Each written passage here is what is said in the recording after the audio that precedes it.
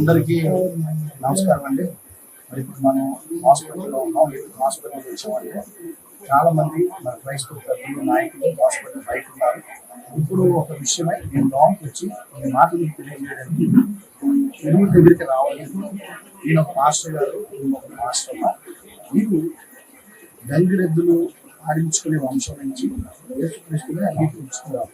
అలా అంగీకరించారని వారి పొలం నుంచి వెలివేసి వారిని ఇబ్బంది పెట్టి వారిని కొట్టి ఆఖరికి చాలా దారులు కొట్టి హాస్పిటల్లో అడ్మిట్ అయ్యి తీసుకురావడం జరిగింది.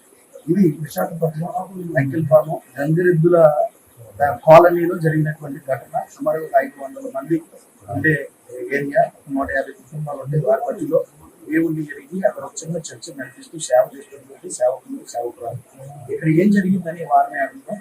బ్రదర్, మీ పేరు చెప్పి అసలు ఏం జరిగిందో కొంచెం వివరంగా గతం నుంచి ఇప్పటి వరకు కొంచెం మీరు ఎలాంటి కమ్యూనిటీ నుంచి వచ్చారు, మీరు ఎలాగా మీకు ఏం ప్రమాదం జరిగింది, ఎవరి వల్ల ఈ స్థితికి వచ్చారు, సిస్టర్ గారిని ఎవరు కొంటారు ఒకసారి తెలియజేసిన తర్వాత సిస్టర్ గారు మాట్లాడతారు. చెప్పండి.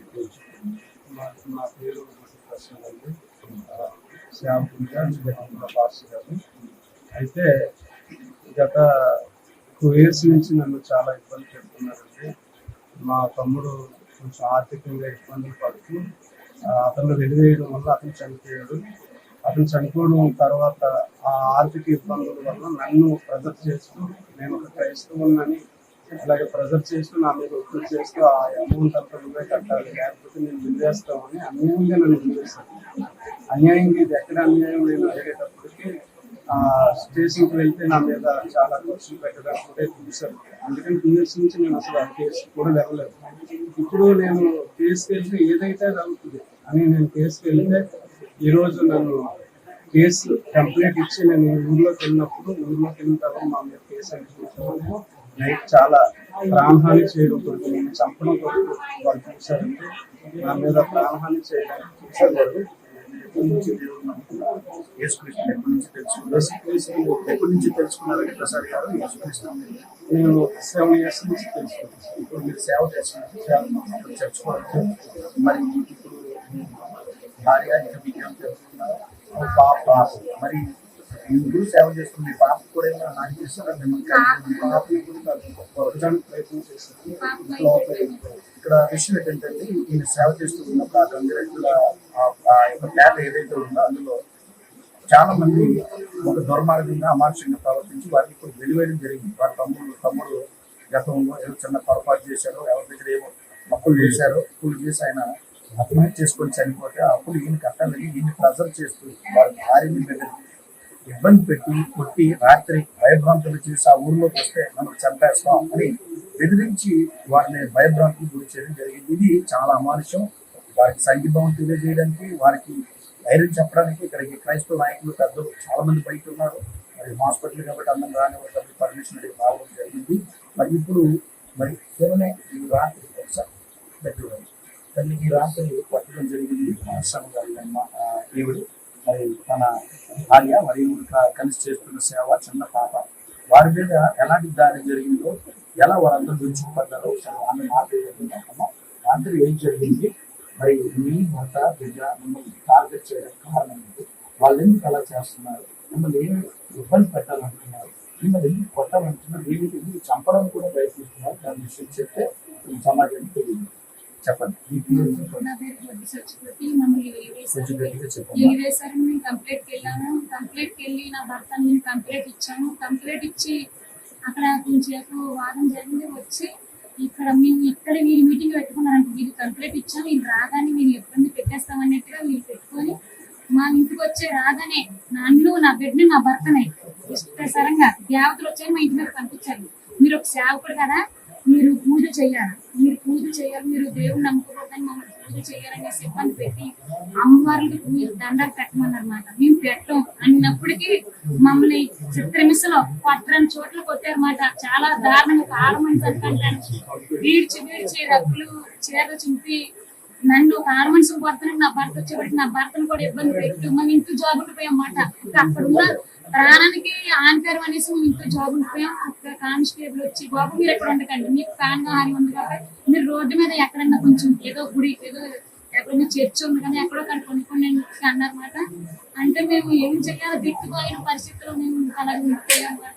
అమ్మా, తలుపులో మీకు కూడా తలుపు కూడా బట్టలు కొట్టేశారండి. తలుపు మీ ఇంట్లో సామాన్లు కూడా పగిలిపోయారంటే? మా ఇంట్లో అన్ని మీకు తలుపులు తలుపులో బట్టలు సరే, ఇప్పుడు ఒక విధంగా చంపడానికి వచ్చారంటే ఆ తలుపు కానీ బద్దలు అయిపోతే తలుపు బట్టలు అయిపోతే మా చిన్న ఇద్దరు పాపను కూడా చిన్న పాపను కూడా ఇప్పుడేమో చెప్పారు దేవతలకి నమస్కారం పెట్టకపోతే అని అంటున్నారు. ఇది ఇప్పుడే జరిగిందా మొదటి నుంచి ముందు ఒకసారి జరిగిందండి. ముందు ఒకసారి కూడా నా భర్తనే ఒక పాస్ట్ గారు అయ్యింది పూజ చేయాలి, మీరు విగ్రహారం చేయకపోతే మిమ్మల్ని చంపేస్తాం అది చేస్తామని 2 లక్షలు కూడా తొప్పేశారు. మేము చేయని అనేసినప్పటికీ 2 లక్షలు మాకు తొప్పి తీసుకున్నారు. అంటే మీరు డబ్బులు కూడా డబ్బు కట్టారు. పెట్టామండి, 2 చూసారండి? లక్షలు కూడా తొప్పేశారు. వింటున్నారా? గతంలో డబ్బు ఉన్నంత కట్టామండి. వీరిని వారు యేసుక్రీస్తు నంబర్ అనే ఉద్దేశంతో ఒక ప్లానెడ్ గా వారికి 2 లక్షల రూపాయలు జరిమానా వేసి వారి కుటుంబం టార్గెట్ చేసి పొలం కట్టుబాటు అని చెప్పి వారిని చంపడానికి కూడా వారు వెనకాడలేకపోవడం చాలా బాధాకరం. మాకు దేవుడు కావాలని తొప్పేస్తాం అన్నమాట.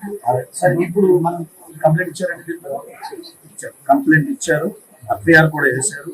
క్రైస్తవ సమాజం, క్రైస్తవ నాయకులు విశాఖపట్నం, అనకాపల్లి తదితర ప్రాంతాల నుంచి క్రైస్తవ నాయకులు వచ్చి సంఘీభావం తెలియజేస్తూ వారి వెనక మేము ఉంటాము, వారికి అన్ని విధాలుగా మేము సహాయం చేస్తామని వారిని మేము బలపరచడానికి ఇక్కడ రావడం జరిగింది. ఇది అమానుషం.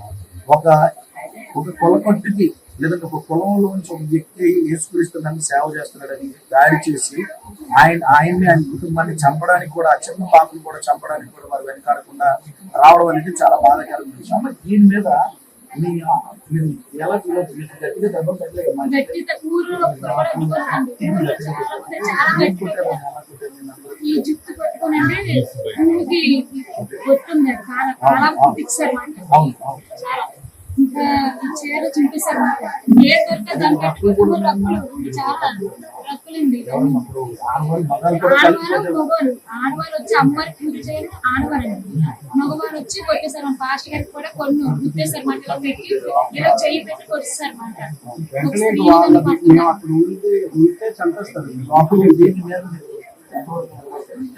మాకు న్యాయం జరిగే వరకు ఇదండి విషయం. అన్నారు కదా, వీరికి న్యాయం జరగాలని కోరుకున్నా తప్పకుండా వీరికి న్యాయం జరగాలని మనం అందరం వారి కొరకు ప్రార్థించడంతో మన సపోర్ట్ వారికి తెలియజేద్దాం. ఖచ్చితంగా మనం ప్రభుత్వానికి కూడా ఈ విషయం తెలియజేద్దాం. మరి తప్పకుండా చట్టం వీరికి న్యాయం చేయాలి. ఎవరైతే ఈ మీద దాడి చేశారో అధికారులు తప్పకుండా వారిని శిక్షించాలని మేము మరి మా క్రైస్తవ సంఘాల తరఫున, క్రైస్తవ నాయకుల తరఫున డిమాండ్ చేస్తూ ఉన్నాం. ఎందుకు అమానుషం, వారి జీవితంలో వారు జీవిస్తూ ఉన్నప్పుడు వారిని ఇలా కొట్టడం చేయడం అమానుషం.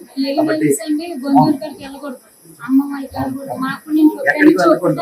చూడండి, ఇక్కడ ప్రభుత్వం ఏం చెప్తున్నారంటే ఆ యొక్క ఊళ్ళో ఆ యొక్క కుల పెద్ద వీరికి షాప్ కి వెళ్తే అమ్మనట్లేదు,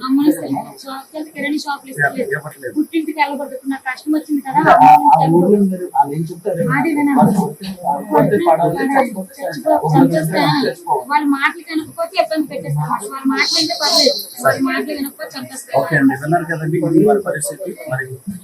మరి దీనికి న్యాయం జరగాలని మనం కోరుతున్నాం. దేవుడు న్యాయం చేయాలి, మనందరూ ప్రార్థించడం సపోర్ట్ చేద్దాం. వారి కుటుంబానికి న్యాయం జరుగుతుంది. Thank you. పరవాడ మండలం లంకెలపాలెం గ్రామం అండి, అనకాపల్లి డిస్టిక్. అయితే ఇక్కడ మా గ్రామంలో పరంగా గంగిరెడ్ల కాలనీలో కులపరంగా అయితే మా కులంలో పంచాయతీలు అనేది ఉంటాయి, కుల పంచాయతీలు ఉంటాయి. పెద్దల నిర్ణయానికి చాలా వరకు కుల పంచాయతీల్లో అందరూ ఒప్పుకుంటారు, పెద్ద నిర్ణయాన్ని కూడా ఓకే చేస్తారు. ఇక్కడ జరిగే సమస్య ఏంటంటే, ఒకవేళ ఎవరైనా అప్పు తీసుకొని ఆ అప్పు కట్టలేని ఎడల వాళ్ళని కులం నుంచి బహిష్కరణ అనేది చేస్తున్నారు. కుల బహిష్కరణ కూడా పక్కాగా చేస్తున్నారు. లేదు ఏ తగువన్నా జరిగి ఏ సమస్యకైనా తగుకి ముందుకొచ్చి వాళ్ళు చెప్పిన దానికి నిర్ణయం చేయకపోయినా సరే కుల బహిష్కరణ అనేది ఖచ్చితంగా జరుగుతుందండి. ఇక్కడ ఇది ఇప్పటి నుంచే కాదండి, చాలా సంవత్సరాల నుంచి ఇది అమలు చేస్తున్నారు. ఇలాగే కులపరంగా కుల బహిష్కరణలు చేసి వాళ్ళని కులం నుంచి ఎలేయడం అయితే జరుగుతుంది.